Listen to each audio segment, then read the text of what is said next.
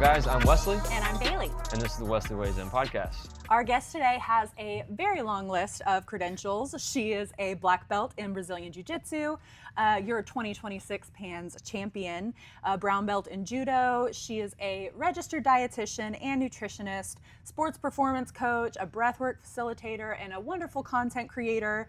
She specializes in working with female jiu-jitsu athletes. And through her business, Body by Boss, she has coached hundreds of women in optimizing their performance and becoming the best versions of themselves. So everybody, please welcome Natalie Boss. Awesome. Thank you very We're much so for happy joining to us. have you. So happy to be here. Yes. Awesome. So to start it off, like we normally do with every podcast, is an origin story essentially, right? Let's get to know you a little bit. Kind of give us, it doesn't have to be super long, it's as long as you want it to be, as detailed as you want it to be, but a little bit of your origin story. How did you start jiu-jitsu? Where did you come from? How did you get here? So on. Yeah. So I'll make it short. I've said it enough times over the years that I probably got it a little succinct, but first and foremost, I've been an athlete my whole life. I started off in Taekwondo. That was like 7 years old, basically up until I started Jiu-Jitsu. So I had gotten my black belt in Taekwondo and kind of was just loved Taekwondo, and there's a lot of kicking in Taekwondo, and I've also just like always liked dance. I've never done professional dancing, anything. I just literally like to jam and just to dance if there's good music on. And so I kind of looked up capoeira because it's, to me, when I look at it, it's a blend of kind of like martial arts and dance. Right. When I see it, I'm like, that sounds awesome. So kind of got my black belt in Taekwondo, did it for so many years. I kind of wanted to transition out of it because there's a lot of politics, just like you see kind of in higher level, where it's like, it took me forever to get my black belt because it was like changing schools, and then there was different teachers, and then they like held you back. And I was like, once I get my black belt, like I'm moving on. Like I competed high level, and I was like, I just want something fresh and kind of to started a clean slate. So I called a gym in Philadelphia where I'm from, and they had capoeira on their website. And then as soon as I called, they said that company just moved. Like they're not with us anymore, but we have Brazilian Jiu-Jitsu. And I was like, I don't really know what that is, but they were like, you could try a free trial. So I was like, all right, whatever, like I'm down to try it. So I go in, do my intro lesson. I was like hooked from the start. It was a basic intro lesson, learning kind of like an X choke, stand up and base, kind of. I didn't get live rolling in or anything, which is what kind of addicts people, right? Yeah. So it was just kind of like the generic stuff, and I've done martial arts, so I was like, okay, like I'll test it out. I do the 30-day free trial, where it's the live classes. And I came in with an ego. I say this all the time. Like, I came in with an ego, and it doesn't matter if being 5'2", 120 pounds. Like I had the biggest ego because I was a martial artist my whole life, and I was active and fit, and 18, so 18, everybody got an ego at 18. I definitely was like, I'm not like just some random Joe who's out of shape. I actually have a lot of martial art experience at high level competitions. Like I got this. And just as always, getting subbed, triangled every match. Like I'm like, what's happening? And I just knew from that moment on, because I'm somebody who seeks excellence and don't like to have weaknesses as much as possible.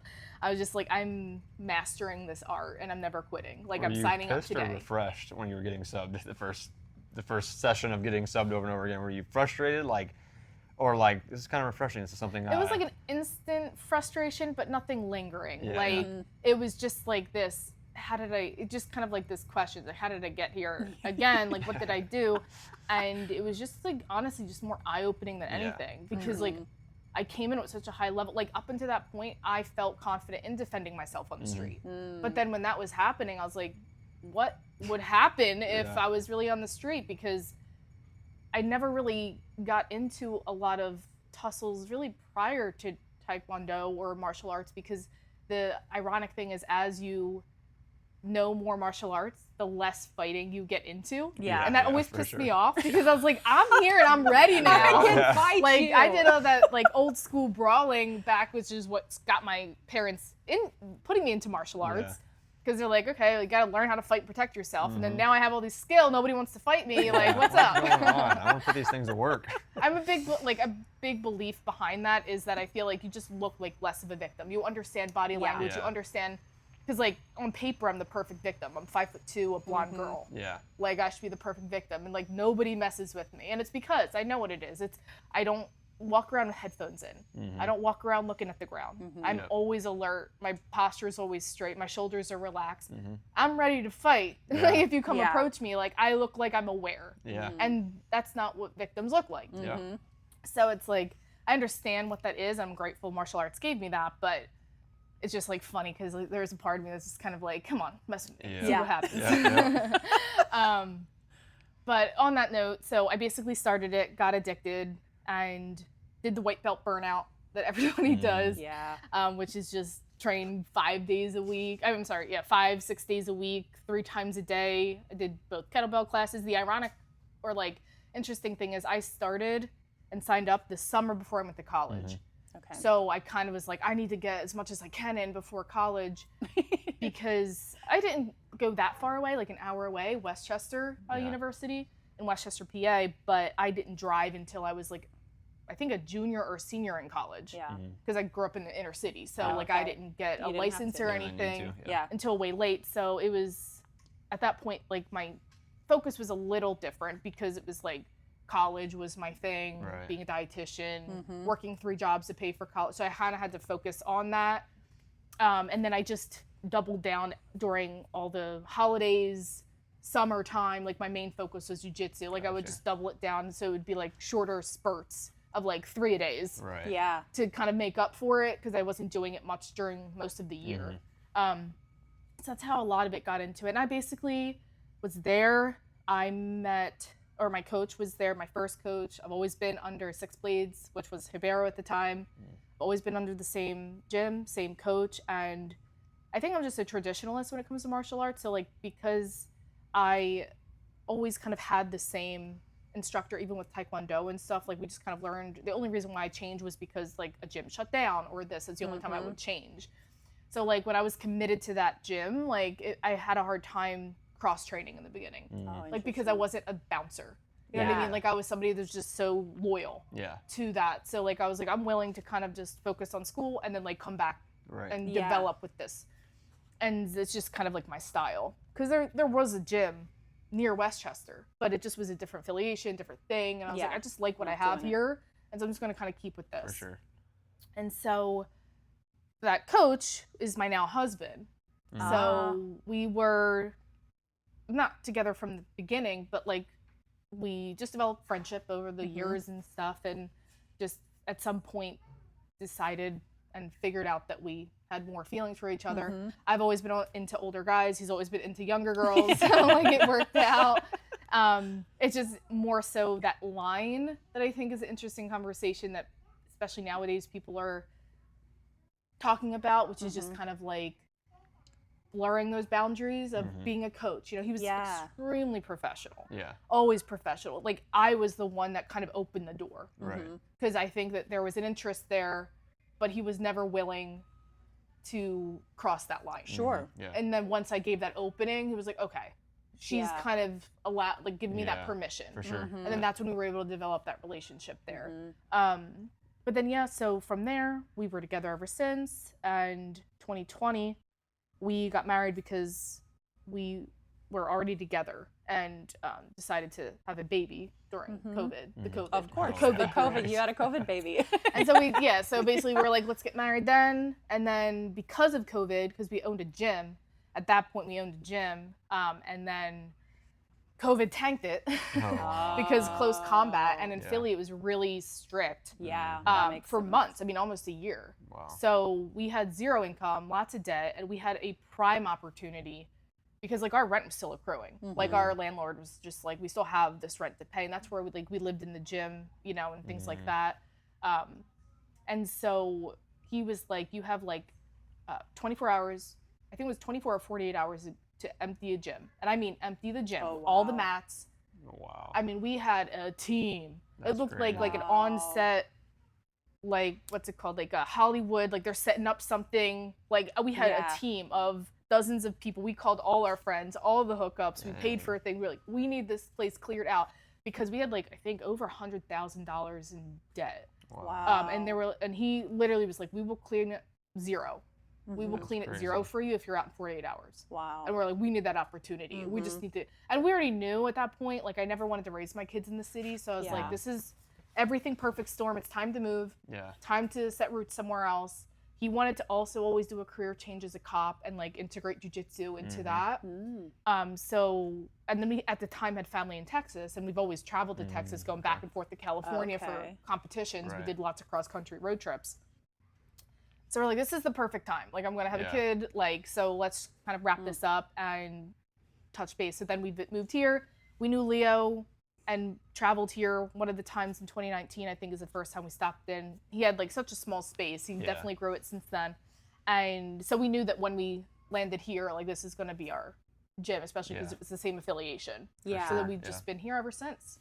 Wow. Yeah. How different is the scene over there in Philadelphia, like, versus the jiu-jitsu scene over here?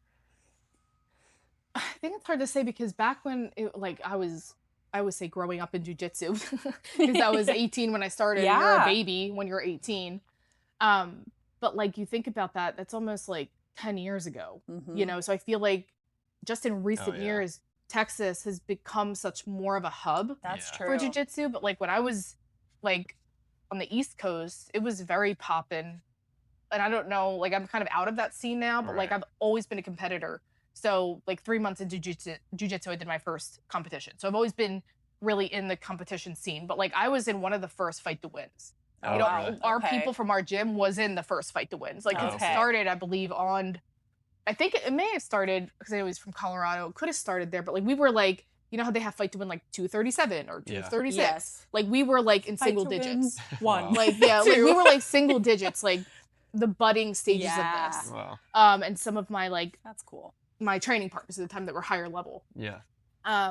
So a lot of that, like finishers. Like we're like, now I'm seeing all these organizations blossom and like become bigger, but like when I was coming up, they were all the baby stages that are now bigger. And now there's even new ones, right? Like UFC BJJ, and now they have like main character, like seeing all of these things. So I mean, it's definitely growing. I'm seeing that. Yeah. I do feel there's always been a lot of women. I've always had women competing. Yeah. I've never had an issue. I do think that we've been really blessed to have a big women's team. We've always had a big women's team, and I think that's a sign of a healthy culture. Yeah. Agreed. And like just across at least East Coast, like we've always had cross training, gi and no gi. We have tap cancers out. Never had problem finding fights or anything like that, because I was, I believe, over in Philly, I think at least up until brown belt. So like I still had like a big part of my journey was still all brown belt. Yeah, because I got promoted to black belt. I would say Texas, but technically I was at Master World. So like I was in Vegas, but I was living in Texas at the time. Is that by? Did you say that was by Leo? Was that by Leo, or was it before? No, that was by my husband. Oh, that's right. Yeah, because he's, even though he doesn't have an academy here, Yeah. he's been my like main coach. So That's like that, cool. he's the one that promotes me white to black. Yeah, so he promoted me, and he promoted me on the podium there. How That's cool was awesome. Oh, that was awesome. Yeah. It was great. I mean, the cool thing about, I had to really let myself celebrate it because twofold. First of all, like it was a big moment in general. Like I had just come off an adrenaline of fighting. Yeah. So like I kind of needed a second to process what was happening, because like it was the first time I've ever made it to the podium at Worlds. It was like high level. I felt on fire and felt really good, but there was a little bit, for a moment, like a personal letdown, because I wanted gold and I felt like I really could have gotten gold. Yeah. So I was kind of in that moment, you know, when you're a competitor and you're just kind of Yeah. like excited you're here, or like in that moment, but also like, dang, I wish I was like on the top. Yeah. And then like at the same time, he's like about to walk up and promote me, and I'm like, wait, what's happening? Like I'm still processing something, coming down off the adrenaline, then getting this, and then on the same side of it too, like I felt, which is really weird because I've never really felt with any belt like, oh, I'm ready, or I deserve this next belt, or like anything like that. But I was a brown belt and just had this feeling that I was ready for black. And I think it's just because I've been doing it for so long. I was doing it for like 12 years at that point. Yeah. And I just, like, I've never been somebody who's obsessed with the belts, because I've been doing Taekwondo since my whole life. Like, I just know it's part of the process. For sure. But there was just, like, my training leading up to it. Like, I was just like, man, I feel like a black belt. Like, I just feel like a black belt. Yeah. Like, my timing's on point. Like, I understand jujitsu. Like, so when I got it, there was an excitement, but then also the simultaneous, like, yeah, this makes sense. Yeah. So that was like a cool thing, because I feel like there is so much of that imposter syndrome with people, where like everybody just denies their belt or Right. just like, I don't deserve this, I don't deserve this. But Right. like in that moment, even though I didn't get gold, I just was like, wow, I don't know the last time I actually felt like I deserve this. Yeah. Like I actually feel like I'm here. I've Mhm. arrived. And I mean, I'm a white belt again. Yeah. right. But I've arrived to this point, Yeah. and now I will start over. Yeah. So that was like a really cool experience. That's so cool. Did you know it was coming, or Oh, no. did it totally catch you off No, guard? no. Oh. Like the only thing that would have told me it was coming is just like that internal knowing of like Yeah. it'll arrive when it comes, but like I do feel like a black belt. Like I was, Yeah. and that's why I felt like I did so well in the tournament, because one of my mantras each of the matches is like, Natalie, you're a black belt. Mhm. Like I was just treating myself like a black belt, kind of Yeah. like that manifestation. Like, Right. and it wasn't because I was anticipating getting the black belt. It was Mhm. literally just like kind of one of my like mental strategies. For Yeah. sure. Was Yeah. like to negate any kind of nerves. Yeah. Yeah. It was just like, no, like you're a black belt. Like Yeah. you've been competing and training like a black belt. Like this is just a brown belt. Like you Yeah. got this. And it was just helping me get through my matches because it was giving me more confidence in my Mhm. precision and my movements.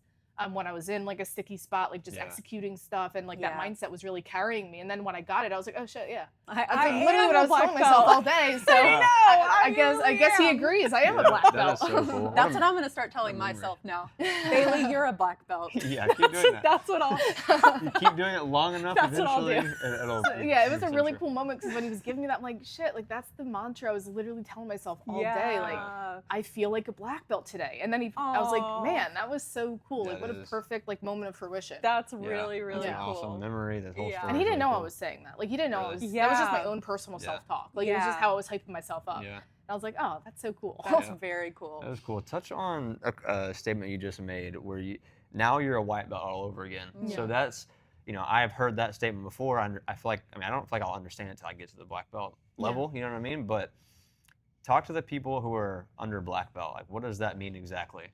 Describe what you mean by now you're a white belt all over again. Yeah. I've never felt more free as a black belt, which is interesting because I feel like a lot of people feel like there's a heavy weight being a black belt, needing Yeah. to prove yourself, needing to hold yourself to the standard that everybody thinks a black belt is. But for me, like knowing that, like, just, I guess I didn't know until I arrived at black belt where I was like, and then when I assessed my journey, I'm like, I know nothing. Mm. Like I just know nothing comparatively. Like I thought I was going to arrive, when I was a white belt, I Right. thought I was going to arrive to this point of like mastery. Yeah. And then when I got there, I was like, yeah, I'd mastered some things, but like there's so much. It's constantly Sure. growing, Yeah. evolving, expanding. Like you're never going to catch up to master it. There's no end point. Yeah. Mm-hmm. So there was it really didn't, just gave me permission to be like, now my place right now is like, where are my holes? What have I been avoiding? Because I was Yeah. such a competition focused person that Yeah. like my like A game, A strengths, game, A working game. my A game, so it's like now I really have this like opportunity to work things that like I avoided or just didn't know, like really play, explore. That was like my main goal as black belt. And I felt like being a white belt again. So to give some advice for the people I think that's still a concept that can apply, is just play. Yeah. Because if I'm trying to recall back to like all my younger belts, it's like I was grinding so hard and putting like a certain mentality to arrive at this black belt. And I think we do that, right? Yeah. Then when I got here, I was like, oh, that was kind of wasted energy. Like I didn't need to, like, as long as, because I literally tell people, you'll get there as long as you don't quit. Yeah. Yeah. Take your breaks. Like I'm big on that. Like take your hiatus. Like really assess, because jiu-jitsu will never go anywhere. Mhm. Like it only goes somewhere if you quit. Yeah. Sure. So as and I knew I was never going to quit, right? My first statement as soon as I stepped on the mat was like, I'm never going to quit this thing. Yeah. Life might take me in different directions. Maybe I get injured, I'm off the mat, I have to focus on postpartum, whatever it is. But like, I know in my heart I'm not going to quit. So I'll Right. get there eventually. And so I think that's like the message for the younger belts is like, you don't need to sacrifice everything else in your life for the sake of jiu-jitsu, because like all of it is literally part of your journey and your story Yeah. of jiu-jitsu, because it's such a vehicle for personal development Yeah. that it all is how you handle life and how you handle relationships and your kids and your work and your work-life balance and your nutrition and how you feel yourself. Like it's all connected, and like jiu-jitsu just constantly highlights, I think just the life holes or what to focus on. And so becoming a black belt, nothing really changes I mean, a little bit less smashes. Sure. I mean, upon you. But like I calmed down at black belt. Yeah. Like I was super. I mean, I'm very aggressive. Some would say still, but I definitely you wouldn't have liked me at purple belt. Let me tell you that. You wouldn't have liked me at purple belt. I mean, I Oh, definitely man. did not know how to ebb and flow. Mhm. Yeah. Like that was really the mastery piece. It wasn't Yeah. the techniques of jiu-jitsu. Like I'm still Mhm. growing and evolving and learning those things and adaptations. And I learned from blue belts and purple belts literally every day, and I love it. Like I love Mhm. when they come to me and they're like, "This is how I do it," or "This is what I'm doing," and it works for their body type. And it's just like adopting a curious mindset, which is what a white belt is. That's Yeah. how I Yeah. think, right? And I think that was the mindset I switched to at black belt. Right. And I really think part of it was self-preservation or like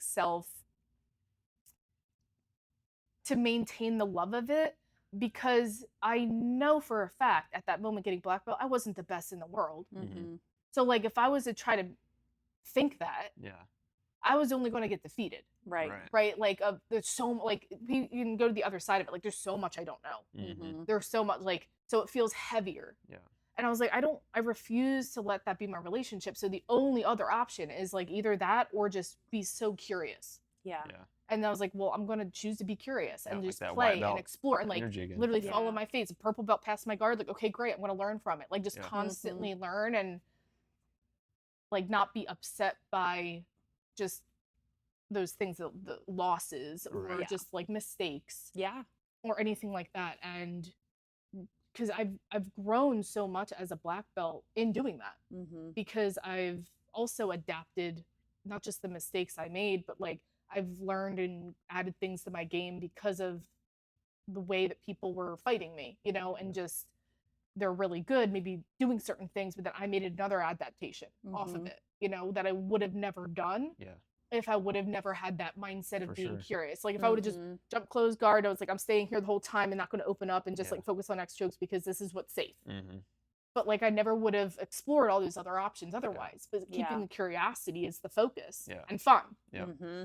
Fun is what That's prevents burnout. exactly. Yeah. Exactly. So like it has to be fun. Yep. That's really helped just like be in that. And I think that's really the message too for the younger belts is like stay curious and keep it fun and make that the priority. You know, Yeah. I burnt out at purple belt. There was a stretch where I was doing I think 3 tournaments a month for 6 to 8 months. Like it was just Yeah. every weekend. Yeah. And I think part of the burnout was like I was always doing A game. Like I had no Right. time because your week leading up to competition Yep, is to A work game on drill. stuff. Yeah, Exactly. that's- So I was starting to get burnt out because I'm like I wasn't growing, I wasn't interesting, yeah. expanding my game, but I felt so caught up in just like these. I just kind of was part myself liking to compete, and then part like the expectation of like I wasn't maybe even planning to compete, but then my training partners would say, "Hey, you competing this weekend?" Because it was just the expectation that Yeah. people knew Natalie competes. Yeah. Yeah. Like Natalie competes. So like I'm like, oh well, I gotta compete because it's kind of this persona Right. that I have, and like I'm leading by example, and this, that, the other. But and there was just one super fight I had scheduled, and it was like the last of the kind of stretch before I took this hiatus. And it was like a few days before, and I never in my life pulled out of a competition or tournament. I mean, obviously if you're injured or things like that, but like Sure. just for like a mental Right. reason. Yeah. Like it was you always just did it and Yeah. just sucked it up and Yep. learn Push next through it. time or Yep. something. But like it was just the point I was like, I can't do the super fight. It was like a few days before, and it was a finishers. I think it was a finishers, and I was like, I need to pull out. And it was like the most devastating like moment, and like I had like 2 days of just back and forth self-talk, inner war with myself. And I was like, and it really nothing happened. The dude was so understanding. Right. Yeah. That's good. It was all in my head the It's whole all the time. anxiety you build up. Yeah, Yes, and, the and what like ifs. I was like, I'm just like they're never gonna call me back because it just screwed them and this, Yeah. that, and the other. And they were just like, no, like take care of you. And I was like, wow. Like first of all, I just gave myself so much stress for the past couple days. Yeah, over Yes. this, And it's not like even a it big really deal. is no big deal. Yeah. And like, but then also a wave of relief Over because I yourself. was like, ugh, I really need a break Yeah. Yeah. from the travel, from the just the mindset of the competing, and like I really was craving just expanding my game. Right. Yeah. You know, like I wanted to just be in learning mode. I wasn't in learning mode, I was in fight mode. Yeah. You know, so that was something. And what helped me get back, because people lose their motivation after that, right? When they get burnt out. Yeah. So like what was my motivator was coming back to the concept of having fun. Yeah. Like I literally just needed to, like, I didn't care what happened in the gym or I always tell people, you know, it's good to have focused training. In my opinion, like just go in with some type of intentional training. Like I'm going to work guard today. I'm going to work takedowns today, like whatever. Yeah. But like for me, it wasn't even technique related. It was like, I need to have fun. I need to Yeah. just Like I need to do enjoy whatever myself is today. going to be fun.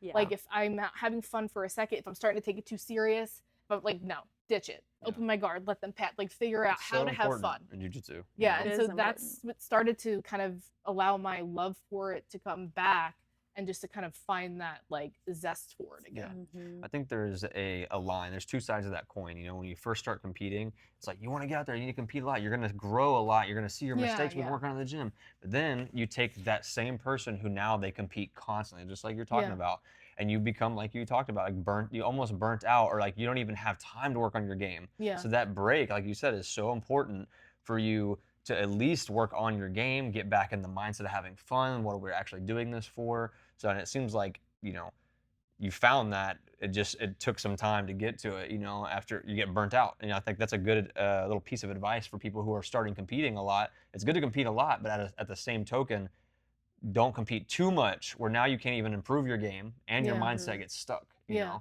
So. And always keep it like anchoring into your why. Yes. And like what helped me was like, I had to ask myself, what got me addicted to jiu-jitsu in the beginning?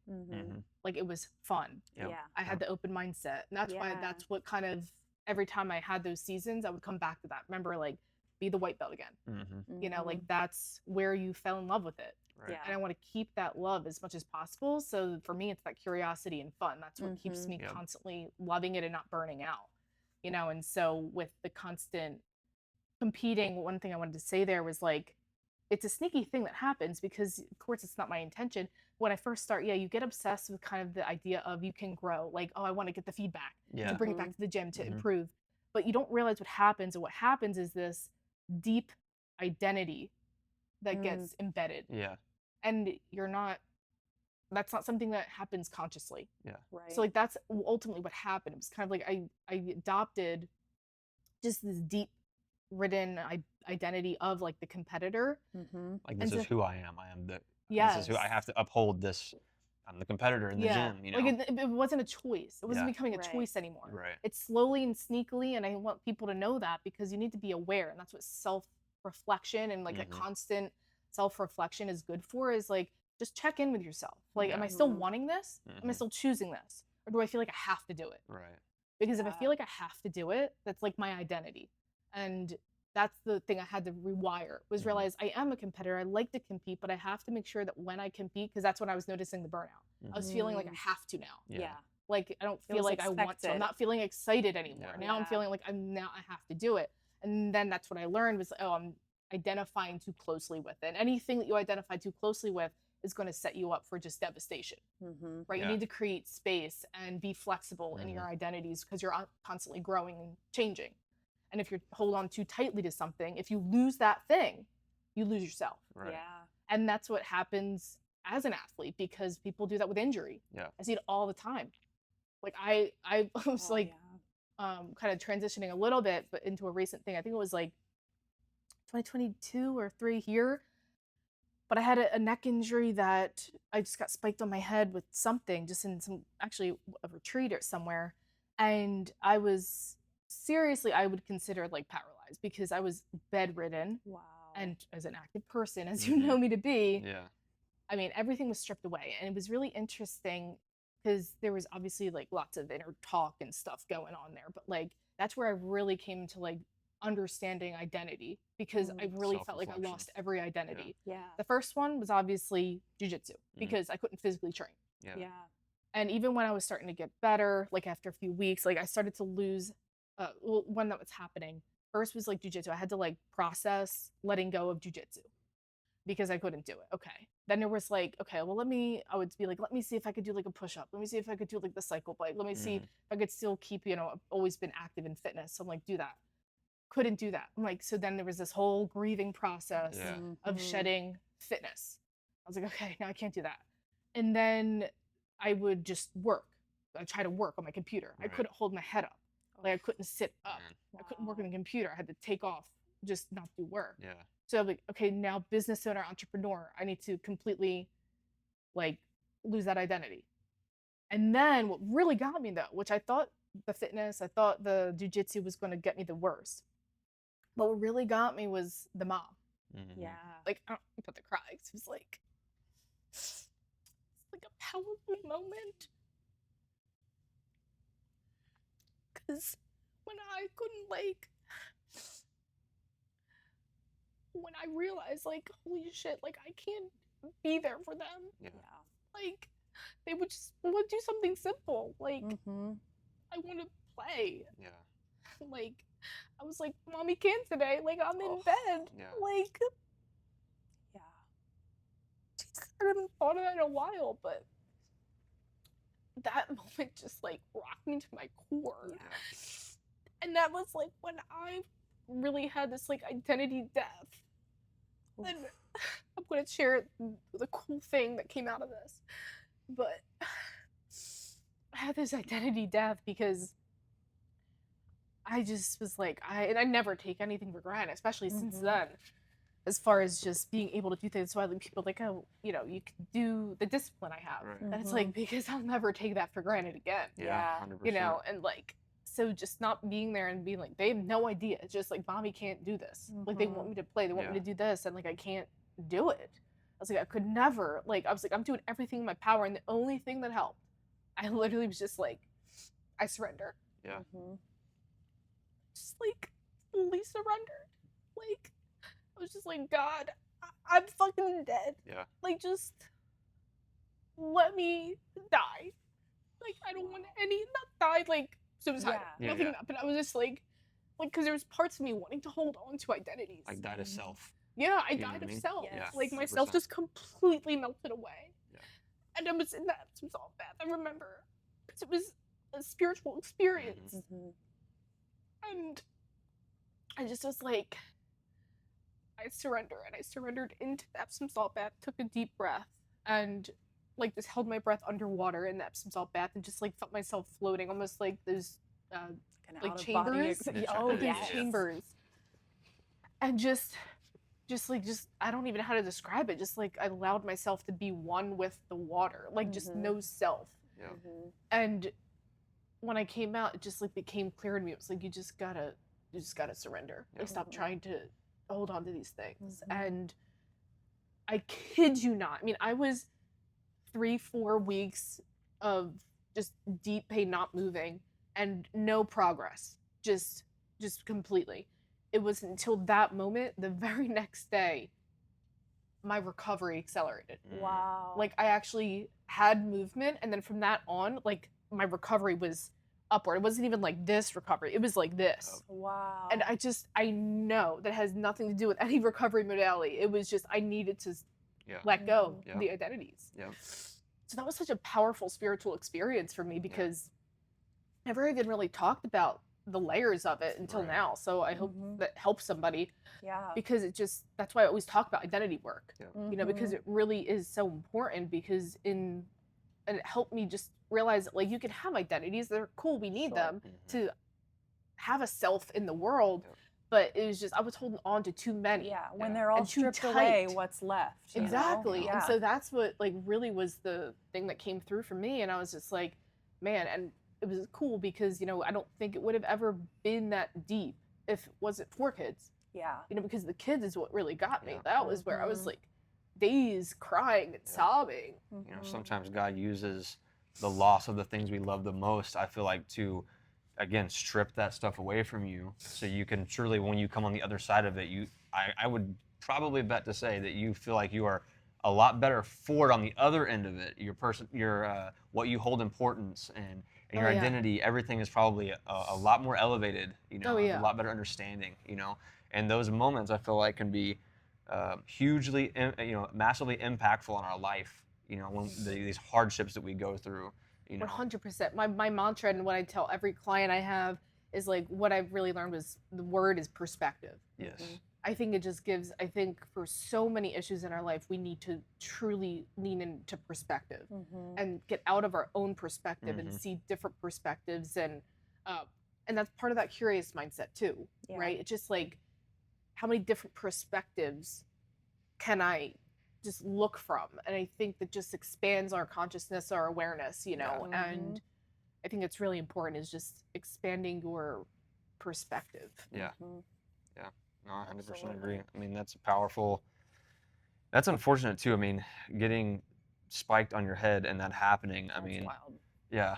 But on the back end of it, you know, like I've been through some situations in my life where bad car wreck, almost die. But when I look back on my life years later, you know, or I look back and know where I'm at now, like if that hadn't happened, my life would not be what it is. Yeah. Like massive things happened after this really horrible thing that happened that God used for good. You know what I mean? So that's really powerful. I mean, that whole story is crazy because, powerful. you know, you never feel grateful in those moments when they happen. Yeah. But like everything I truly believe happens for a reason.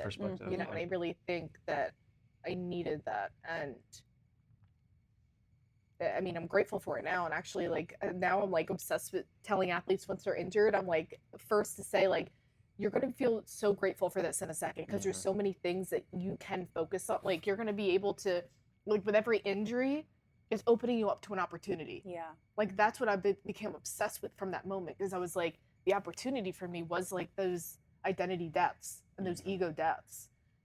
But with injury, that happens all the time because I think that's the issue is like we're identifying too closely. Right. So I'm like, I think that you can, if you just really shift, I know it sucks. Like, I'm not telling you to gaslight yourself. Like, cry about it sucking. Like, have those moments, like, feel into the fact that this sucks.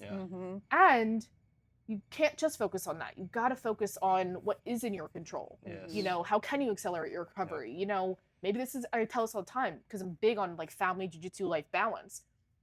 Maybe you were burning yourself out and that's why you got injured. And so now spend time with the kids. Spend time with your family. Have you worked on your own personal growth or development? Have you always wanted to create a project? And just like create something and you haven't had time to do it. Now you got all the time in the world. Exactly. Like these are the opportunities. And I think when you can see that, you know, that's part of, I think, me experiencing that was to be able to then help other people see that same perspective. And I think you're right, especially when it comes to injury, because I don't know what it is about jiu-jitsu in particular, but there are people who, you know, hobbyists who don't, you know, train a few days a week regularly, whatever, but for literally anybody, they don't have to be a professional athlete, an injury can be devastating and debilitating mentally for people who now can't step on the mat. And for a lot of people, like that's their community and they have friendships and whatever. And something about an injury is like literally heartbreaking for a lot of people who do jiu-jitsu. And so I think that's a really important perspective, and it's really cool that you're able to like speak that into other people because I think others of that experience, right? Because I'm so big on experiential wisdom is what I call it. And so like everything that happens in anybody's life, I believe that they have the wisdom to speak from it. And so like I think that if I would have told somebody that with that not having happened to me, I either would have not been able to portray it in the right way for it to land or just fully understand it, like regurgitation, right? Anybody's reading from a textbook. Like, oh, just have a balance of your problem. But I could speak with soul. Because you've been I've there. been there. I've been dead That's on where the true floor. empathy comes from. You know what I mean? Like this is. And I think people not in the sport don't, looking in, would probably not fully understand how debilitating something like an injury or something that's pulling them away from the sport could actually be. So for you to have that real insight, like probably beyond most of the people injured that you're speaking that into, like you've hit the lowest of the lows and learned from that. So that's really cool. One thing you touched on about not being able to control the things that, or not getting upset about things you can't control. That's like a paradigm shift you have to have in your own mind. We teach it to the kids, our kids, you know, and we're like, we're not going to waste energy on things we can't control. It's out of our control. This has already happened. Being upset and I mean, like, there's obviously going to be a grieving process. You're frustrated, but like, this is out of our control. We need to move past it. What can we do from this point on? You know what I mean? So, but let's move into more like most recently, PANS, right? Happened real recent. And I'm kind of like going off the segue of resilience. We just talked about a lot of resilience right there. So tell me about your journey leading up to this PANS, right? The previous PANS before that, and now we've arrived to this year. Yeah. The previous pants were absolute shit. Yeah. It's just headspace. Just again, we talked about like competing for other people, competing because other people were doing it. Just never had the right mindset for pants. Right. This year was different. January, I was telling Bailey before we started that like I kind of took a pause on business, on podcasts, on my Substack, on everything. I was just like, everything's gonna fall to shit. I'm allowing it. I'm choosing right now that my main focus is jujitsu. Yeah. Like I really wanted to focus on my jujitsu career and like give it, because a part of my jujitsu career has also been kind of wrapped up with my job. Sure. Because I've always just been an athlete, a dietitian working with athletes. So like I would go to competitions and I would compete, but also like I do it for the marketing for my business. Like it was never just like be the athlete and show up and fight. Yeah.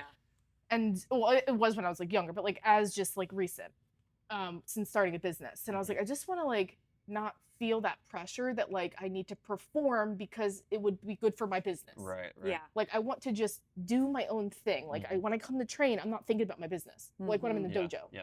Like, but when I go to compete, I'm doing that because I'm like, this is marketing. I need to have some good pictures. Right. You know, whereas like here, it's like, no, I want to like just really be able to execute what I do on the mat in competition. Right. At the high level. And so like I made first the resolution that this is my focus this year. Really dialing into that. Second, I wrote it down in my journal. I took a picture of it and posted it like a while back, I think right after Pans. Whereas like I wrote down my main goal for Q1 was win Pans. That was my main goal in life, was just win Pans. And then from there, like everything fell in line with that, as far as like when you have an intention, your actions follow that intention, right? So like I didn't mess around with and the interesting thing is September of last year is when I had a really bad like hip thing, and that was actually because of post-birth, I think. Okay. And it just structurally it changed, and because I never took off when I was Yeah. pregnant, and then I immediately was back on the mat afterwards. Yeah. So I didn't think I was susceptible to anything, but of Yeah. course I'm human. Yeah. And I learned quickly that like when I got the like X-ray, they were like, "Oh no, your hip changed." And I'm like, "Why?" I'm like, "Why would that change? Like nothing happened." Yeah. And I'm like, "Oh yeah, like the birth thing." Oh yeah. And the I constant forgot about pressure that. Yeah. of training, like physically on your hips as you're still moving. all the moving Like, of that my makes sense. internal organs. Yeah, in order exactly. to So there hold was a so much child. pain, and I had to stop for quite some time, like 3 weeks, a month, and that was like September last year. So my main priority was I need to heal. Yeah. And I've always been a holistic hippie. So I knew that I felt my best training when I was doing like typical 4 or 5 days a week with about 4 days of yoga a week, hot yoga. Because when we had a gym, we also had a hot yoga studio that was paired. So I would do that. And that's when I felt like my physical prime. And I was like, you know what? Ever since actually having kids and moving to Texas, I haven't done goddamn yoga class. Wow. So let me try that, Yeah. because I felt like my spine felt Felt flexible. I know the hips connected to the spine. So these Yeah. were just the thoughts in my head, Right, knowing right. anatomy, For sure. knowing the body, Right. like doing the work I do, the holistic stuff. So I'm like, I'm always going to do that first. So I was like, I know if I go anywhere, they're just gonna be like surgery. And I'm like, I'm not the person you say that to. Yeah. I'm always going to exhaust every option before something surgery. that is going to drastically change my life, you know? Sure. So I just found a local yoga studio, and I was like, my goal is not jujitsu. My goal is recover to do jujitsu. So I had to take the time off the mat, and I did 5 days a week, hot yoga every single day, didn't miss a beat. Wow. And just in 30 days, I literally, I'm telling you, couldn't even like raise my legs, just like even from this position. Like I couldn't even do this. Wow. Like I couldn't do that. Wow. Whereas like before, I could put my toes over here. Now Yeah. I can put my toes all the way here. Yeah. Couldn't do that for months. It was literally excruciating pain just to do that. Wow. Wow.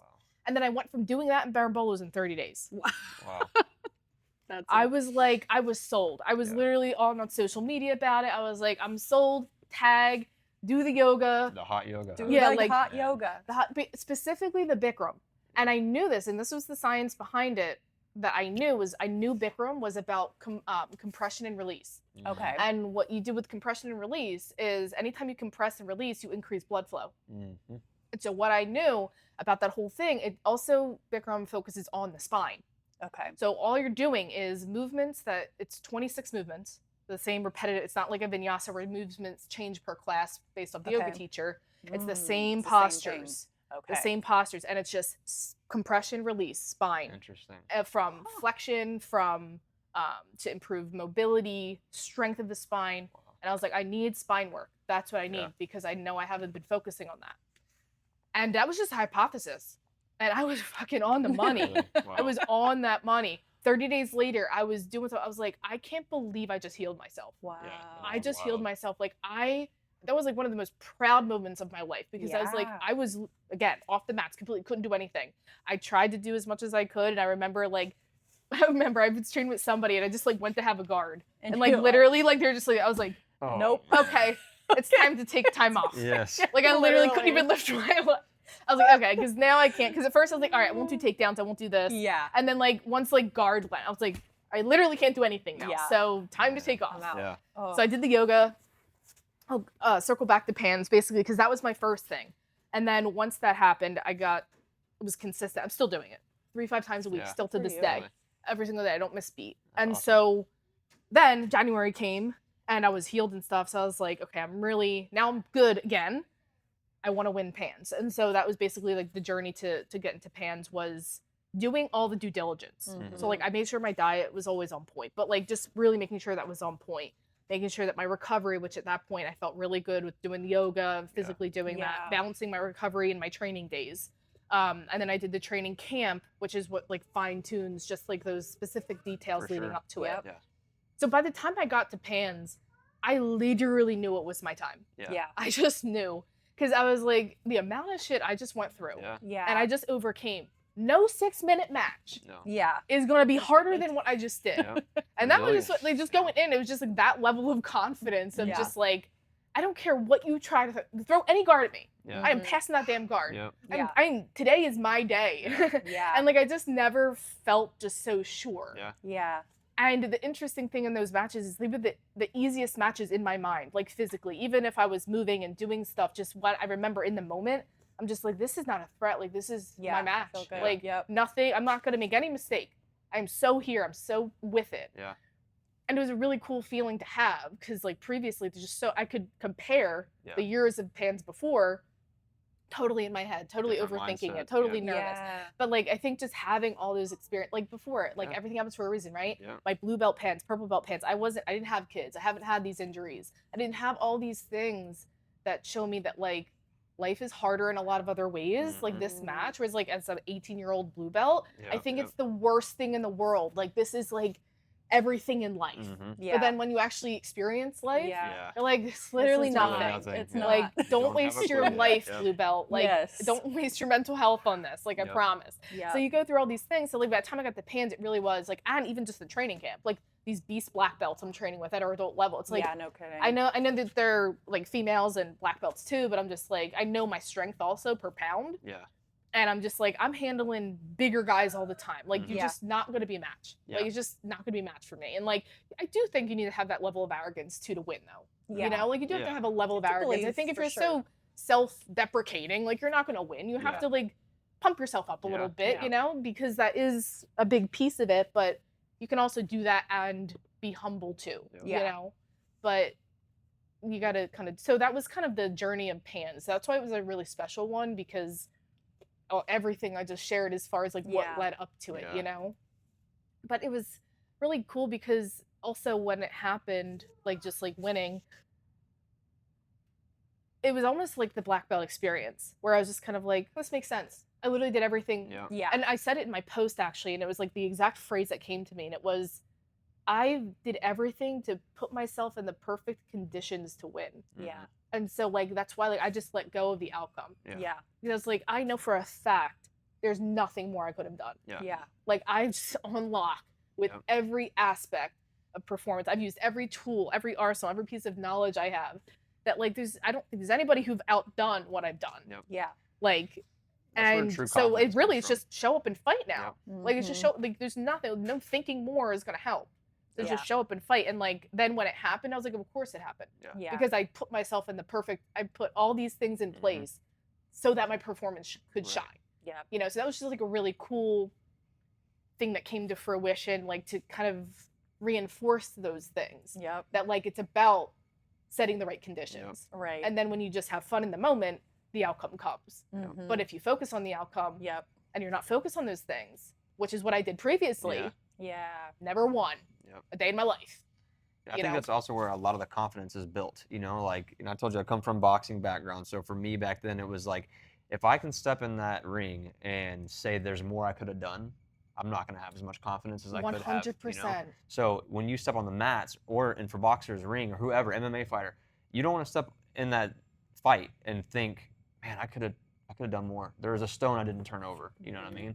So that's massive for competitors, is feeling like you did everything you could. There should be no doubts when you go out there. Yeah, it was interesting because I almost like felt like there was a part of me wanting to self-sabotage, like create a doubt, like when I was in the bullpen, because I was just checking through everything, like while I'm waiting, and I'm like, just everything was perfect. And I was like, I felt like there was a part of me wanting to sabotage. Like there has to be something. There has to be wrong. something like, that I didn't do. You can't feel this perfect. Feel perfectly fueled. Feel perfectly hydrated. Your recovery on your whoop was 98%. You got 9 hours of sleep. Yep. You made weight. Like nothing goes right. Yes. Like and then I remember catching the thought. I was like, no, Natalie, it gets to be your day. Yeah.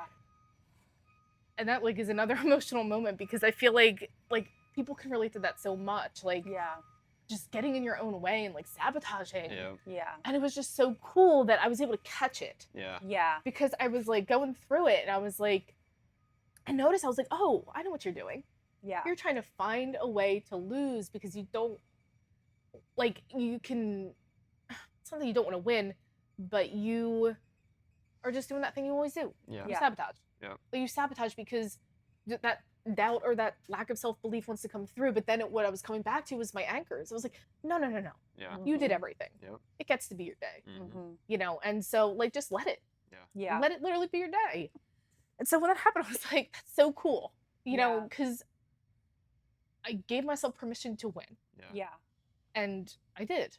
And I think that's a big piece of it for people. It's like, give yourself the permission when you know you did. If you know that you flipped every stone. Yeah. Like now, the last step really is give yourself permission to win now. Yep. If you knew you skipped on this and you were doing your cheats and you were doing all this, and then that the lack of confidence makes sense. But if you know that you really did everything and it's just you literally just need to give yourself permission. Yep. Like that's all it was. It was just that flip. And then once I made that permission slip in my head, I was like, I just like felt myself fully sink into the moment of like, to that zone. We're taking it home. Yeah. I think that that whole like not having one stone that wasn't unturned, that one thing that you didn't do, that's whenever it gets real fearful of it taking over. You know what I mean? That doubt comes in your head, but you know what? I didn't do that thing. Man, today might not be my day, So but you had all the stones. You flipped all the stones. You did all the work leading up. Personal life happened, and it made you more resilient and stronger. So yeah, your confidence fully 100%. Like your doubts were not breaking that down. So I think that's a good lesson for everybody listening. You know what I mean? So that's really, really empowering to hear. Because after you said that, how many times before did you tried to hit pans? And I feel like we talked about it a little while ago. Like leading up to this, you knocked at the door of getting first place, knocked at the door, but never quite got there. And then this year was the year. So yeah, interesting enough, just like on the last note on that, of like talking about that self-belief and that confidence and everything like that. On the other side of it too, the other mantra that was going through, which is kind of like balancing it, was like what my husband was telling me all year because of the identity stuff. He was like, remember, jiu-jitsu is background. And so what we mean by that, it's our mantra. It's remember, there's more to life. Yep. It's like, I don't know why I'm so cry. Probably because I need some carbs or something. But my carbs are burned out. I'm more emotional now. No, but like, it's just such a powerful mantra. Yeah. And like, because he's not like that. Like, he's been doing jiu-jitsu for 30 years, 40 years, judo, jiu-jitsu. Like, he's understood balance and flow, been a martial artist his whole life. And I've come more into that, but like, still, he's like, jiu-jitsu is background. And I'm like, yeah. So like, at the same time that I'm pumping myself up, having the confidence, like anchoring in the self-belief, I'm also like, and remember, this doesn't mean shit. Exactly. And it's like that perfect culmination that I feel like allows you to perform, because you're letting go. Like, you're letting go of the attachment to it. Yes. Because I'm like, also, we're going to get back to work on Monday. Exactly. So just have fun. Yep. Yeah. It's like that, giving yourself permission right at the beginning to not let anything that happens right now on that mat become your identity. Yeah. Like we're getting ahead of it. Like Yeah. this is great, important. I've done all the work, but at the end of the day, like there are so many other more important things than what's about to happen on that mat right now, you know.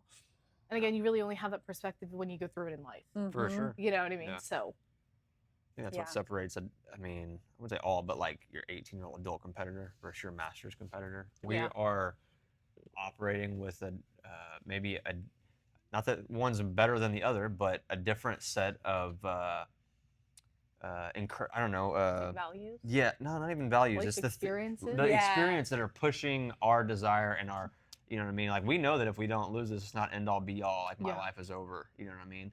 But I've also been through a whole bunch in my life that I know I'm tough enough for this. Yeah, you know, yeah, thing, exactly. you know? Yeah. But they don't know that really, because they, you know, and I know there's a lot of like younger people who have been through a lot of stuff, but sometimes they have, you know, it's like you're just young, and all that happens in my life right now is jujitsu. Yeah, that's all that's ever I try happened. to tell like millennials or like the masters athletes that all the time. I'm like, because I think a lot of people downplay themselves, maybe like physically. Yeah. Because like when people think of the adult athletes or the younger athletes, they're thinking they have it best in their prime.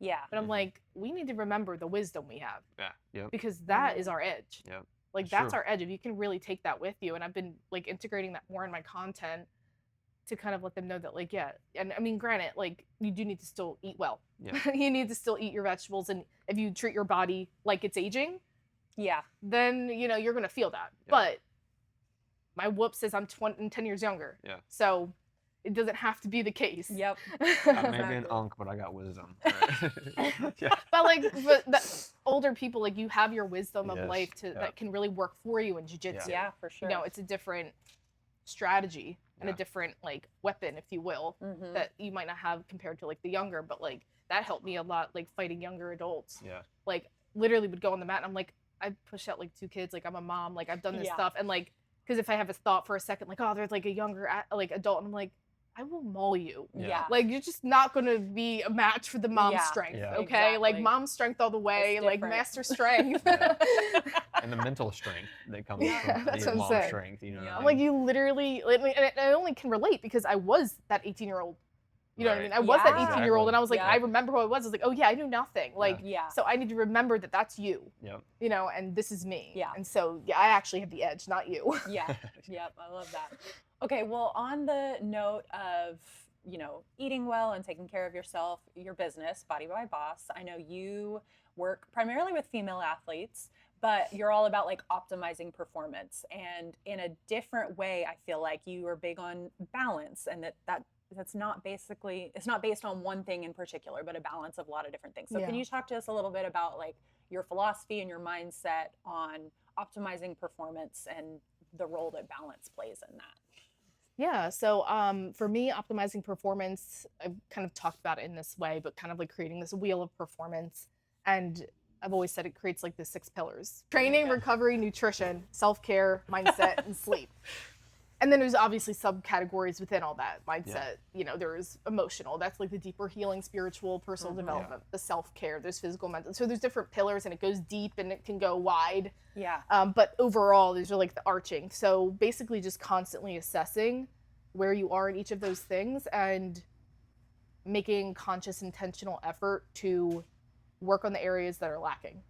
Because your wheel is never going to be perfect, because we're not perfect, but we can constantly assess and refine and tune what's been falling through the cracks. And I think that using that assessment on a monthly basis, you can just adjust. Like, okay, some stretches people have a long work month, and so their sleep's a little sacrifice. Okay, so next month really work on like prioritizing your sleep, maybe scale back training, or vice versa, like just to kind of create more of that balance.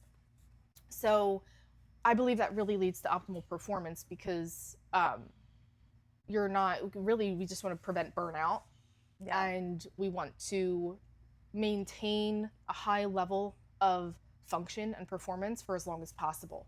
You know, and so to do that, you need to have balance, because whenever you put your eggs all in one basket, you're going to burn out, whether that's physically or mentally, right? Whether it's training and you're physically burning out because you're going all this, but you're neglecting your recovery and sleep. Yeah. Okay, burnout. You go all in on your maybe nutrition. See if you can burn out from nutrition. Maybe. So what happens there is that you go diet. People do their dieting and They're really like, so low carb or just like strict, which it doesn't have to be that way. But like just in our sport, our culture, it does tend to be that way. And then boom, they go to like, they end up binging, they end up gaining all the weight back. Opposite so direction. there's going to have that opposite reaction there. So like if you just eat balanced on a regular basis, you'll never get to the point of deprivation. Yeah. And therefore you'll never get to the point of compensation and binge. And therefore your weight will remain steady at your fighting weight all year round. And it's a beautiful feeling. It's a beautiful feeling to be here and just know that I can take a fight tomorrow and not stress about it. And that's like the point I want people to get to. And that's like more of a nutritional balance principle. Yeah. But that's why I integrate balance in how I teach how to eat. For sure. It's like, it's balance. It's not this food is bad, this food is bad. It's like, these are the food groups. We eat them. Different portion sizes for different size people. But you just eat balance. You're never going to feel deprived. And you're going to maintain a steady weight and perform well. And when it comes to performance, you know, nutrition does play a role. You were talking earlier just about like the fasted. Right. And so like I just made a reel not too long ago about like you can't be in a fat loss phase or lose weight and focus on improving performance. And that's because of the caloric, just simply science. Like just calorically. Like when you're in a deficit, you are by definition depriving yourself. You're eating less than what your body needs. Performance, I'd say, is a luxury. Performance is above baseline. Like to perform, right? Because we have survival. Survival is just getting it through the day. When I want to perform, I need more than survival. And if I'm eating less than, that literally mathematically can't work.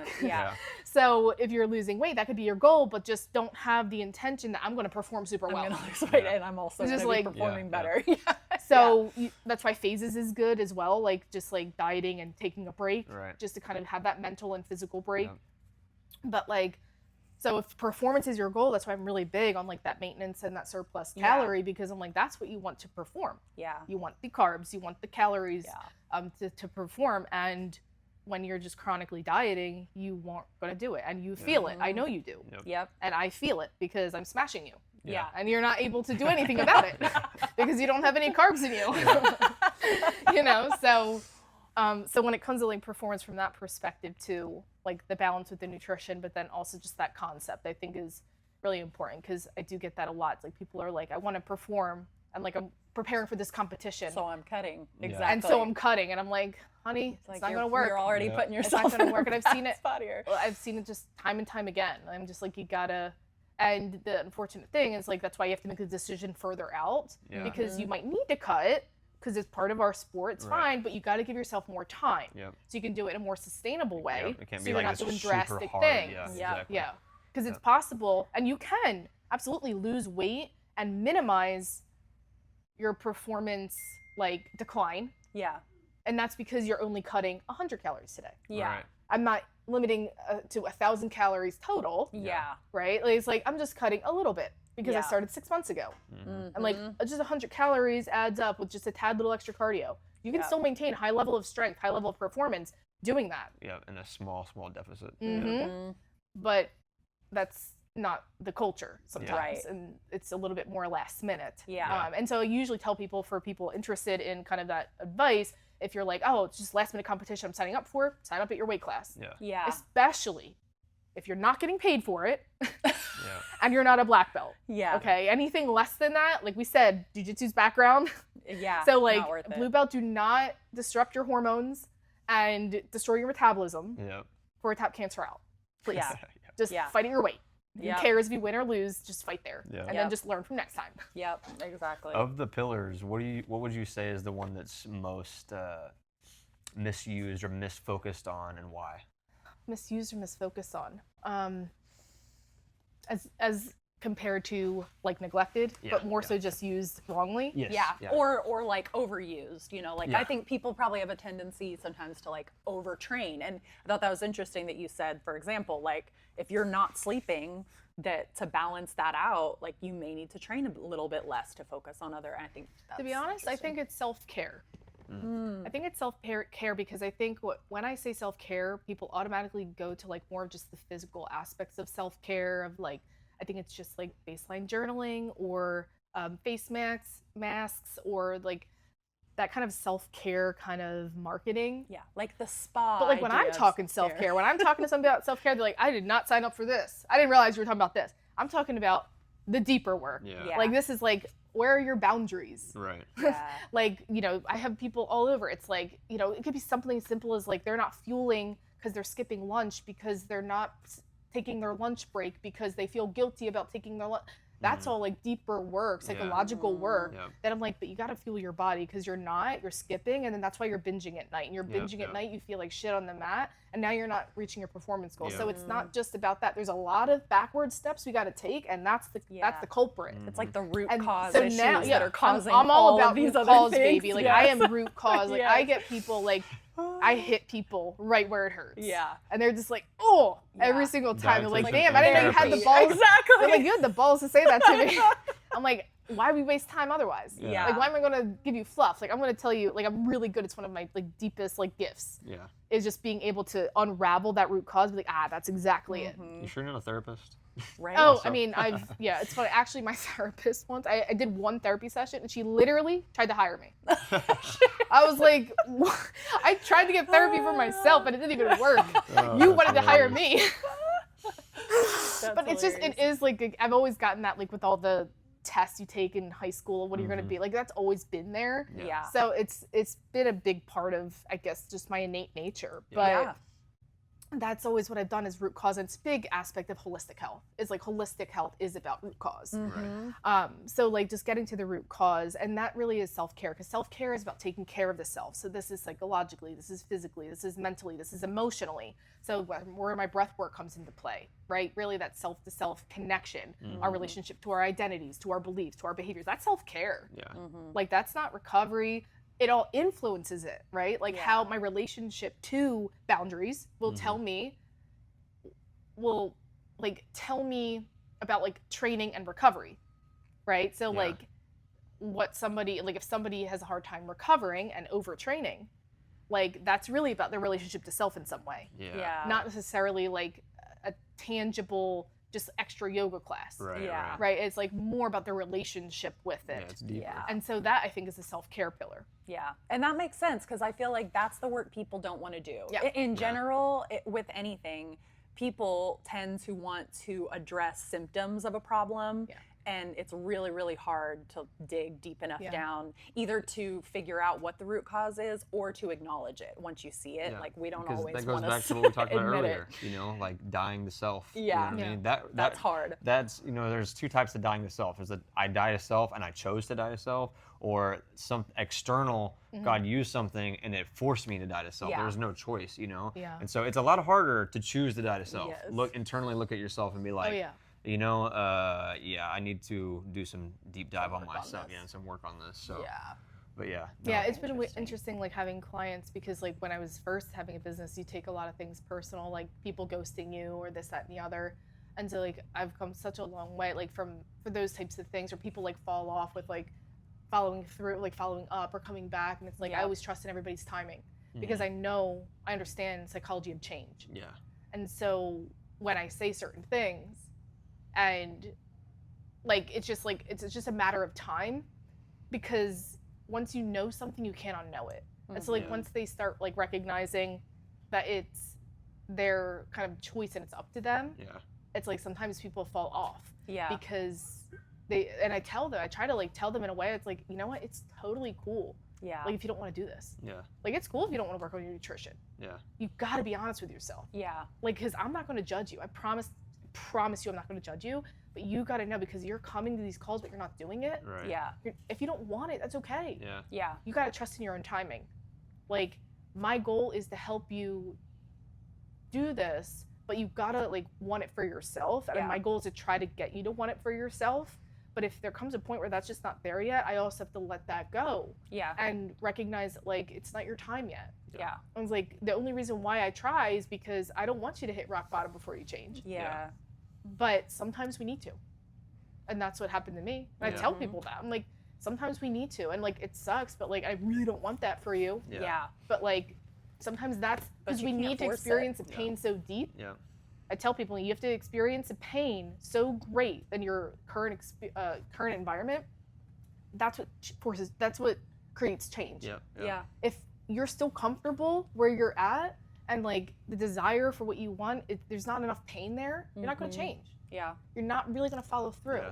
And like I have these open conversations with clients, you know, and like for the most part, they're always well received. I've never gotten anything that was just like they were flabbergasted or anything. Yeah. I think it's really just been paradigm explosions. Yeah. I think it's just been like, wow, wasn't expecting this in a dietitian session. Right. Exactly. Because I'm like, well, we want to, because like, why am I going to, like, we're going to talk about this, but like at some point I'm going to have to address this because I refuse for my own personal integrity and who I am as a professional with like my holistic perspective is like, I'm not just going to tell you to like eat veggies week after week. Right. Like, because you're going to keep failing. Yeah. Because it's not about that. Yeah. Like, you know about veggies. Like, we have to address that. And then when I bring it up, it's like my job, it's my duty to bring it up because that's the next step. For sure. But then sometimes it's triggering and so they fall off. Yeah. And so I'm like, okay, it's okay. Like, you'll come back when you are. And I actually had somebody, last thing I want to say, I had somebody who about last year or something, he scheduled one appointment with me. Because through Nourish, which is the platform I use that allows me to accept insurance, I do men and women. Okay. I do take both. So he reached out to me. He had one session with me because he wanted to change his life, all this kind of stuff. After the first session, goes to me for 6 months. Wow. And I was like, damn, I really would have liked to work with him. But I was like, I trust his timing. Yeah. 6 months later, he got into a work accident. And so they had to do basically blood work and he had to get his weight. He told me before he was 400 pounds, the first appointment. But he was guessing because he hasn't weighed himself. Yeah. When you go to the doctors, they have to weigh them. So he found out what his weight was. He was 450. Wow. That was his true weight. He said when he saw that number, something clicked in him. Yeah. And then he scheduled an appointment. I remember looking at my calendar and I was like, man, it's been a minute. I was like, oh my gosh. All right, let's see what's he's up. So I come, I'm like, so how you been? It's been a minute. And he was like, oh, you remember me? I was like, of course I remember you. So then that was like December of this past year. And we've been together ever since. And just of last week, he's lost 105 pounds. Wow, that's amazing. Just in 7 months. Yeah. He has taken every single, like, I was just on a follow-up with him yesterday. And I was like, I'm so giddy, literally jumping up and down right now because I feel like I have birthed a mini-me. Like, you get the philosophies. You get it, like everything I've been trying to teach, and like he's so open to everything and trying it. I'm just like, that's the kind of client that like someone like me dies for. Like I'm just like, man, I can see the power of like when you actually take it as yourself and like really change and want it, you know, like what can happen and look what your life can do, you know, for yourself. Like you did it for yourself. I'm just helping guide. But saying all that because like the pain of seeing that number just clicked in him. The first time, wasn't it? Whatever it was. He thought he wanted it. It was 6 months too early. Something happened. He had a work accident. God put that work accident in his life to say, time to wake up, time to go here. And he saw that and he was like, gotta make a change. He's been with me ever since consistently for 7 months or 8 months now in August. That's amazing. He just hit 105 pounds weight loss. He's that's like, incredible. It's the most, and completely sustainable, not cutting out a single food group. Eating like crazy. He's been cooking. He's like working out. He just did 6 push-ups for the first time in his life. Wow, that's awesome. Like, that's and you know amazing. me, I'm the push-up queen. So he was like the first time we set a goal because he was like, I don't want to get wrapped up in like the success of the weight loss and identify as that because we always talk about identity because I'm like, with a weight loss like this and like being overweight like this, like there's so much like that we have to work on. Like, and that will just keep popping up. You know what I mean? So we have to constantly just kind of assess that we're not getting into any like negative things that are surfacing because that's how self-sabotage works. So I was like, let's have a different fitness goal right now. And so we talked about push-ups and stuff. And so like, he was like, let me just see how many I could do. At that time he could do 3. So I was like, all right. So our goal is just like push-ups, just do as many as you can. So then when he reported back this time he was like, I maxed out my PR of 6 push-ups, and I was like, Aw. no idea how happy that makes me. Yes, that is yes, awesome. So that's like really cool. But like amazing. that's just a little story that I wanted to share because it really is like that. Like the Yeah. pain of Yeah. you just have to. That's the only thing that really Yeah. creates And change. you If you're can't force comfortable- anybody to want it, but when somebody wants it for themselves finally, Yeah. then that's when real change can happen. And you can help drive that change, and it's more enjoyable for you too. I feel like it's hard to work with people who Actually, I was when you're, gonna like, say real forcing quick them was to like want that was a big something. part of like why I decided to shut my business down for a second, because I feel like a lot of people I was speaking to, like there was just people that were just more excuse heavy Yeah. that Yeah. I like to hang out with. yeah, Mm. yeah, And I was like, I can't be putting all these hours into my business and like grinding for people who aren't ready for they change. don't, Right. Like they because don't it's want so it. much work. Like I need somebody who's like ready to go all Yeah. in. Yeah. Like Like, because I'm I in will it. be I'm there working for for you. you. I will be your number one ride or die. Yeah. But like I can't do the work for you. Yeah. Yeah. And like I can't put all this like marketing hours and this and emails for people that just aren't going to change. Right. Like so I was like, I just need to take a break from this because I'm kind of burning out of just nobody wanting to change. Yeah. Yeah. And I'm putting all this effort into it, you exhausting. know. So I just was like, you know what, just I need to take care of myself in that moment and just like take a step back, Yeah, you know, for and sure. just creating. And I always love to create, so I'm just going to create, but I just needed to create without wanting or needing it to bring income. Mm-hmm. Like I just want to create from my heart For of the what sake I of doing need it. and I'm here to share. Yeah. And again, if it brings money, great. Mm-hmm. But I couldn't like the burnout was coming from feeling like I like was trying to get the money, Yeah. like needing it, like Focusing just like on to the outcome again. with life, right? Yeah. Yes. Like having another kid. Like Yeah. now, like there's a thought that Yeah. comes up of like, well, now life's more expensive. Yeah. Yeah. So Yeah. like, it would be really nice to like get that, but like I was like, I don't want to do anything with a graspy energy, Yeah. Yeah. with a needy energy, and so like just let it go, letting it go. I just need to create because that's where I find the joy. That's what I'm Yeah. here to do, and I'll just hope that something comes, but I'm not attached. Yeah. Yeah. Very cool. You talked about having your heart in it. When I'm going to use that as a segue. So one thing that I've seen and I'm really curious about was the women's retreats, right? Oh yeah. I want to know all about that. Like that looked like something to be cool for you to look at and look into. But I've seen you advertise for the summer camps. I'm like, man, that looks like something really cool. Yeah. You know. So tell me a little bit about the summer camps and how long that's been going on and the change that you see when you go through people. You know. Yeah. So I created that because of the same philosophies and kind of talked about called the Wheel of Performance, which is those 6 pillars. And so I always did coaching programs off that.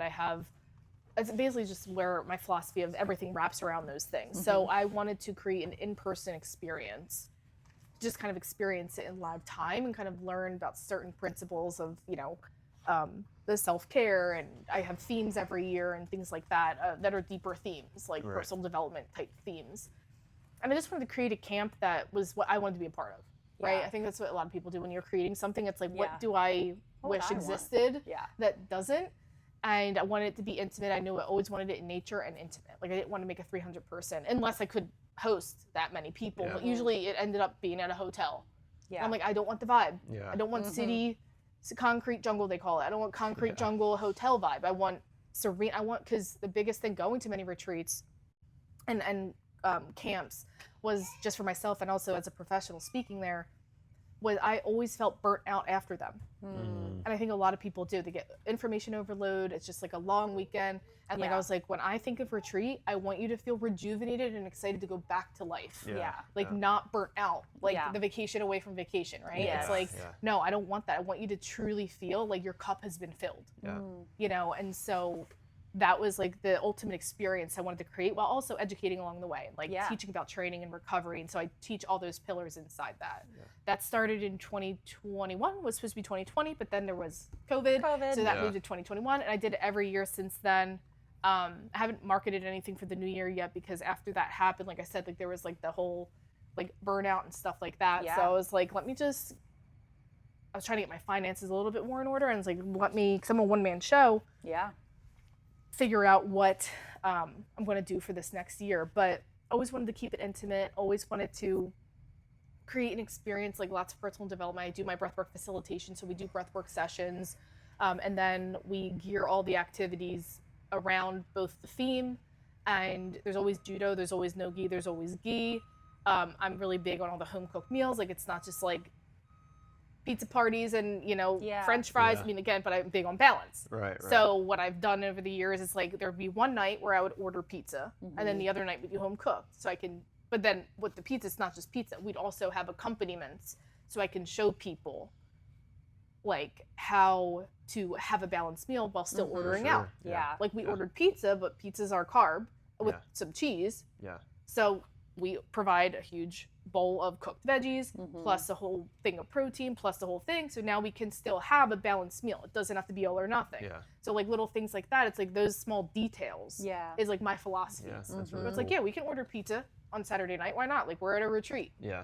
And it doesn't mean that you still have to, like, you have to go all or nothing, and we can't still prioritize the fiber and the protein, and you could put all that on a meal and enjoy your pizza, but you also have this is how I live. Yeah. This Instead is of how eating your it gets whole to be. large pizza, you have this Yeah. on the side. You The eat concept you eat a of- slice or two, and you have the veggies to help. Yeah. With fill- the fiber, and then you Yeah. have the protein, and you have a balanced meal. Like, that's Yeah. still a balanced meal. So, like, and then, like, we'll do, we mixed up the desserts. Like, we've done s'mores because there's a fire pit, and then, like, I'll just have, like, a little thing of ice cream or Cool Whip, and just, like, some toppings. It's like, yeah, like, it's important to have that just overall. Every detail of that retreat is just basically how I live my life. Yeah. And, like, I want people to experience it more. Yeah. Like, just my philosophies, because I really believe in my philosophies. And so I was like, I wanted that to be an immersive experience. That's why I call it the Performance Immersion Retreat. And of course, there's the practical jujitsu teaching too, but it's just, it is way more holistic. Yeah. It's just like a holistic picture. Very cool. How long has that been going on? Since 2021. 2021? Okay. Yeah, yeah. So I That is guess very cool. the sixth was, this past year was, I guess, the sixth one. Awesome. Very so cool. It's crazy. Very, very cool. What do you think is the biggest barrier for women doing jujitsu, like, or continuing with jujitsu? I actually am going to do a post on this. starting, It just yeah, came either through one. to me last night. And I think it's, for most people, is taking up space. I think that's the biggest barrier. I think they just got to give themselves permission to take up space. I've had a lot of experiences being kind of like the black sheep, even owning a gym, like just outcast. But I think just any time you take up space, you threaten someone else. I mean, I don't believe that to be true, but that's how people take it. You feel that way, yeah. People take it that they're a threat, and I think that if they could just shift their mindset into saying, like, that's it, that is just an opportunity for you to step more into your power, more into who you are. Like, don't see it as a threat. See it as, like, that person's fully being them. And so, like, you get to be you too. Like, one of my biggest pet peeves with females is the apologies. Stop apologizing to me. Yeah. We're in a combat sport. Yeah. It's okay. I do Like, it all the I time always too. tell people, and even my sons, I say, I only want an apology if you intentionally tried to hurt me. Yeah. That's what an apology is for. For sure. If you intentionally tried to hurt me emotionally, physically, like if you were trying to instill harm upon me on purpose, apologize. But I know that if you're flying around trying to get a thing, like, and you whack me with you whack it. Like, I mean, and like, and one sorry's fine, but it's like when it becomes vibes, like every movement, like that's apologizing for taking up space. For sure. And I just won't stand for it. Yeah. I'm like, we're stopping that now. Like, I'll stop a match. I'm like, stop apologizing for taking up space. Yeah. Like, fight me. Yeah. You know, and I do think there's more women that need to be like me in that sense. Like, allow the women to tell them that, like, give them that like reality check. Yeah. You know, just like, no, take up space, girl. Like the bigger girls. Yeah. Afraid to put weight. I'm like, put weight on me. You know, Yeah. like these 200-pound guys don't care about putting weight on me. Yeah. I want to feel your weight. It's not an inconvenience. It's not like that's your superpower. Yeah. Like, learn how to use it. Yeah. Yeah. You know, like, I'll tap if I'm in a bad spot. That's my job, you know, to tap if I feel unsafe or if I feel like I'm in a bad position. I take care of my own self, you know, and that goes the same for everybody. Like, you are responsible for yourself. There's accidents, of course, but like for the most part, like if you're injured, you're choosing to step on the mat injured, you take care of yourself. Don't tell me to slow my training. Right. Yeah. Like, if you don't want to train, or there's tons of options you can take. You don't train with the person that you know is like a competitor. Yeah. Don't like just pick somebody and drill on the side of the mat. But if you decide to choose me, and we're training, am I going to purposely, intentionally hurt you? No. But like you're responsible for tapping. Yeah. Like, don't stop the match and be like, oh, like let me adjust my arm because no. Yeah. Like, don't do that. Train with somebody who's gonna be willing gonna to do do that? that because you're taking away from my training. Yeah, for sure. You know, I have the same expectations for myself. Right. Like I follow, so that's why I speak strongly and in conviction about it because like I do the exact same thing. Yeah. If Right. I'm injured, I just choose not to train with that person. Exactly. If I want to still step on the mat, I'll just train. But like I will, Yeah. no problem Take tapping responsibility if I for need your to own. tap. Yeah. So like, and that's why I like speak strongly about it because I'm like I will do all of the things I'm saying. Yeah. When it comes to the women, I think that's one of the biggest things is just Yeah. taking up space, not being afraid to do that. I agree. I think that's something too that unknowingly it carries over into the rest of your, because I think women have that problem with other areas of life in general. It's Well, taking that's why up we space, said it's you know. the personal development. Yes. Yeah. Like and it's the prime opportunity. Like it reveals to you. yes. So when people are doing that, I'm like, I know if you're doing it here, you're doing it at home, Yep. you're doing it at work, you know, and that's like that deeper work. But like Yeah. that's why jiu-jitsu reveals to you. Because why aren't It you does. progressing in jiu-jitsu? Yeah. Oh, because you're not aggressive. Yeah. Oh, because you feel bad. Yeah, you're afraid to put So your weight either on get someone. better, Yeah. and so that means you have to get over that Yep. aggressiveness. And when you start to take up more space, you will see that, and that confidence will start to translate in your Yeah. life. Yeah. You'll start Absolutely. taking less shit from people. Yeah. You'll start Yeah. setting better boundaries. Yeah. So it all is a play off of jiu-jitsu. Yeah. You know, so I think that's the biggest thing I see with women is that. And I think, of course, there's the 1%, and I'm falling in that 1%, Right. that I'm the opposite, Yeah. that I've always taken up too much space. So I've actually tried to like dial it back a little Yeah. bit. And that was kind of my journey at like brown and black was like, because again, like for me, like that was more about flow rolling and Yeah. like allowing a match to not just because I was always a competitor, right? So it was always Right. like forward motion, aggression. Right. So I actually never had that problem, which is why I can see it in other people. But my problem was the opposite. Okay, now I need to learn how to scale back, Yeah. like how to have that ebb and flow. And so that was like my journey as like black belt was Right. like I want to be able to like allow them to work a little bit because like I don't have a problem being aggressive if I need to. Yeah. Yeah. But so I had an interesting kind of thing Yeah. that I needed to work on, Work which was on the yourself. opposite side of the spectrum. Yeah. Yeah. I think that's why jiu-jitsu, once that kind of clicks with women, like for me personally, I found it to be very empowering. Oh, yeah. And honestly, now talking about it, I don't know that I put like words to it or completely made that connection for why that was. But I've told so many people that there's something about it that in just my day-to-day life, I'm like, I feel more confident and empowered.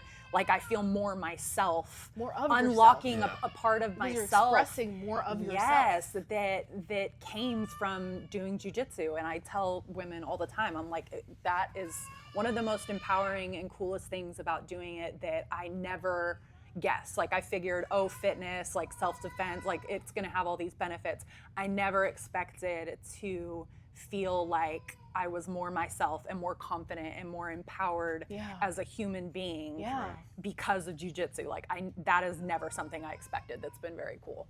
Yeah, absolutely. So that's kind of we're kind of getting on the little bit past the hour mark, so we're leading up to the end of the podcast. But as we come to the end, we normally do like rapid fire questions or this or that. So to Okay. finish off, we're gonna do some rapid fire and we're gonna do some this or that. So your food guilty pleasure. She's gonna say none of them are guilty pleasures because of balance. Yeah, right. No, like what I really nachos. Nachos. Yes, Okay. Ooh. love a good nacho. Like a I'm whole super like nacho. supreme with all the or just Yeah, cheese. I mean obviously I do vegan nachos, but like I still like the cheese and the meat, and I do all the veggies, and I like to load up my nachos. It needs to be 10 pounds on a plate. Yeah, I'm looking for sounds nachos like- at every restaurant, every Oh man, vegan I'm already rendition. hungry enough. Oh, Start yeah. with that question. Oh, I know, right? All right. Favorite non-jiu-jitsu hobby. Favorite non-jiu-jitsu hobby? I'm gonna say let's go with crochet or arts and crafts. Okay. Okay. Crocheting. All right. Dream sponsor. Maybe toss up between PB Fit and Oh. and Whoop.